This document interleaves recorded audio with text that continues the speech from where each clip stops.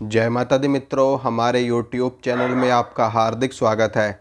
आज मैं आपको ये चीज़ बताने वाला हूँ कि अगर आप कोई भी साधना शुरू करते हो, चाहे आप किसी भी देवी की साधना कर रहे हो, किसी भी देवता की साधना कर रहे हो, चाहे हनुमान जी की करो, चाहे भगवान शिव की करो, माँ आदिशक्ति की करो, माता काली की करो, दुर्गा की करो, या आप कोई इतर योनि की साधना कर रहे हो, जैसे कि यक्षिणी साधना कर रहे हो, योगिनी साधना कर रहे हो, भैरव साधना कर रहे हो, इसके अलावा अप्सरा की साधना कर रहे हो, परियों की साधना कर रहे हो, किसी भी शक्ति की अगर आप सिद्धि कर रहे हो, कोई साधना करने वाले हो, तो उससे पहले आपको ये चीज़ें करना बहुत ही ज़्यादा ज़रूरी है। पहली चीज़ कि आपके ऊपर आपके गुरु का आशीर्वाद अवश्य होना चाहिए, आपके गुरु की कृपा आपके ऊपर ज़रूर होनी चाहिए।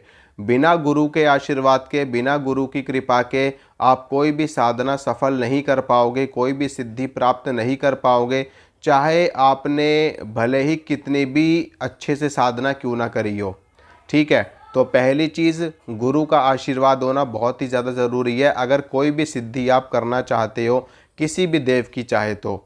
दूसरा, आपके पितरों का आशीर्वाद आपके ऊपर ज़रूर होना चाहिए। अगर आपकी कुंडली में पितृ दोष लगा हुआ है, कोई भी पितरों की वजह से कोई समस्या चल रही है और आप पितरों का श्राद्ध कर्म नहीं करते हो, पितरों के लिए तर्पण नहीं करते हो, पितरों के लिए आप उनको दान इत्यादि नहीं करते हो, उनके नाम से ब्राह्मणों को भोजन नहीं करवाते हो, या ऐसी कोई भी चीज़ आप नहीं कर रहे हो जो आपके पितरों के लिए की जाती है श्राद्ध पक्ष में, या फिर उनका देहांत होने के बाद आपने तेरहवीं नहीं की, उनका क्रियाक्रम सही से नहीं किया, तो निश्चित रूप से आपको पितृ दोष लगेगा और आप कोई भी साधना सफल नहीं कर पाएंगे, कोई भी सिद्धि सही से नहीं कर पाएंगे।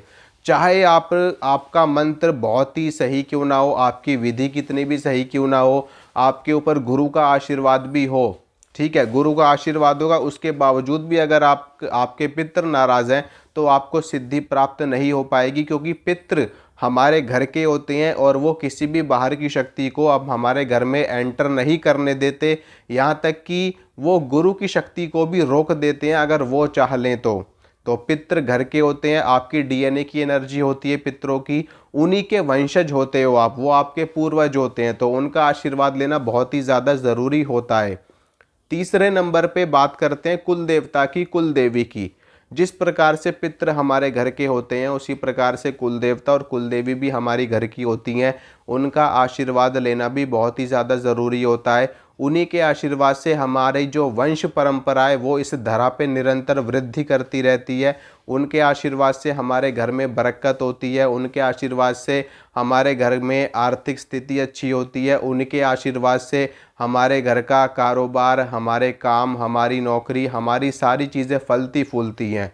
कुल देवता और कुल देवी की कृपा से हमारे घर में दुर्घटनाएं होने से बचती हैं। हम कोई भी काम करते हैं तो उसमें हमें सफलता प्राप्त होती है। कुल देवताओं का, पितरों का, गुरु का आशीर्वाद होगा तो आप कोई भी साधना करोगे उसमें आपको 100% सफलता प्राप्त होगी। और चाहे आप बगैर विधि के करो या फिर आपसे कोई गलती भी हो जाए साधना के टाइम पे, तब भी आपको उसमें सिद्धि प्राप्त हो जाएगी, उसमें आपको सफलता प्राप्त हो जाएगी।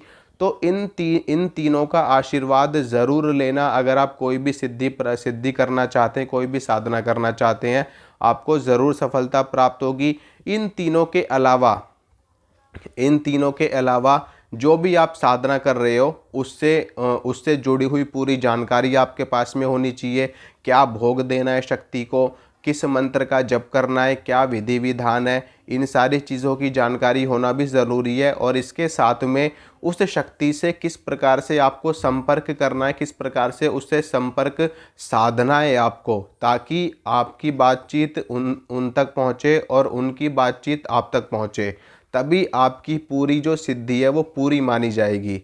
ठीक है मित्रों, तो इसी वीडियो में सिर्फ इतनी ही जानकारी आपको देनी थी। आशा करता हूँ जो जानकारी मैंने आपको दी आपको समझ में आई होगी। अगर मेरे द्वारा दी गई जानकारी आपको अच्छी लगती है तो आप वीडियो को लाइक करना, वीडियो को शेयर करना, चैनल को सब्सक्राइब करना। इसी तरह की जानकारी मैं आपको लगातार देता रहूँगा। जो भी साधना मैं आपको बताता हूँ, जो भी सिद्धि मैं आपको बताता हूँ, आप वो साधना कर सकते हैं, लेकिन उसके लिए आपके पास जानकारी पूरी होनी चाहिए। इसलिए मेरी वीडियो अच्छे से देखना, ताकि आपको पूरी जानकारी हो सके, पूरी क्लैरिफाई आपको हो सके, पूरा किस समय से करनी है, क्या मंत्र है, किस माला से करनी है, उसका क्या विधि विधान है। और मैं हर वीडियो में मेरी कोई ना कोई इन्फॉर्मेशन आपके लिए होती ही होती है, ताकि आपको साधना में सफलता प्राप्त हो सके। ठीक है मित्रों, मिलूँगा आपसे अगली वीडियो में। जय माता रानी की।